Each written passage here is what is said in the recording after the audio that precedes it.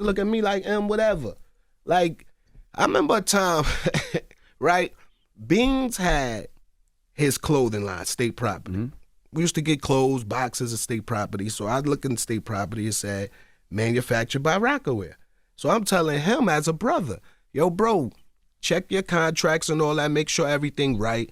Like, because I see it's manufactured by Rockaware. I don't think Rockaware was making their own clothes. So how they making your clothes? Like, just as a businessman, this was like, didn't seem right. And this was at the time when he was saying, yo, I'm going to jail. I'm going to sign Freeway and the Young Guns, the Rockefeller. When I come home, they going to give them back the state property. And I'm just sitting there like, oh, you think business work like this?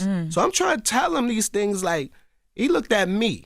This is when I knew me and Beans the relationship wasn't the same. Because he was like, yo, it sound like you hating on me, fam. And I'm like, what you mean? He like, yo, if Jay your man, like you say, why you ain't got no record label? Why you ain't got no clothing line? Dang, my man, he taking care of me, all this. And I'm like, I feel you, but you know why I don't have those things? Because my bro would never exploit my ideas for him to make a bag. Damn. That's what you need to realize. They're taking your ideas. And then when he came home from jail, what he said? They ain't owe me $2 million. Should have listened to Blizzle. But like I said, Jay not my man though. So getting to the bottom of the manufacturing, what ended up being behind that? What was the story? That was his business. I never got into it. It just was a red flag to me. Like, if I'm going to do a deal with you and you're going to make my... Peace, back with another installment of hip-hop history. And then also, let's talk about it, I guess.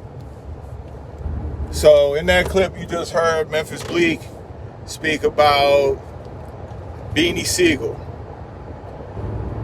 I don't want to really get specific in regard to that particular situation. My reaction video to that clip is dealing with paying attention to your contracts. If you sign a contract, if you're unfamiliar with the law, best thing to do, it doesn't matter if you're unfamiliar with the law or not. Best thing for you to do is to get a lawyer to look over your contract. That's the first thing. Look, it's all business. It's never personal. If you have a friend that wants you to sign a contract, and then if that friend starts feeling some type of way, if you ask if you can let a lawyer see it, then that's a red flag right there. A lot of people have signed crazy contracts. A lot of people have taken friends' words on face value and then ended up in a bad predicament. Ask Ice Cube. Ask Dr. Dre. Ask any one of these rappers in the music industry who came in the early 90s. Most of these guys don't even own their own music.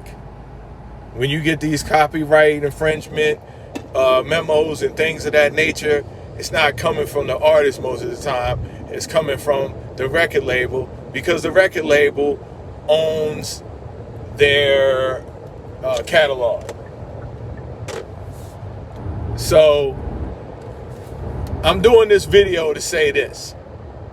This is just my 2 cents.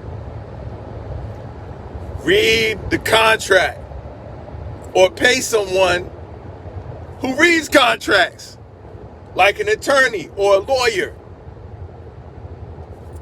Period. Do not just sign something, and if you do sign it, be prepared to get effed over. And on that note, this is just my 2 cents. You can sell it, keep it, throw it away. Like, comment, and subscribe, and I'll be back at you. Peace!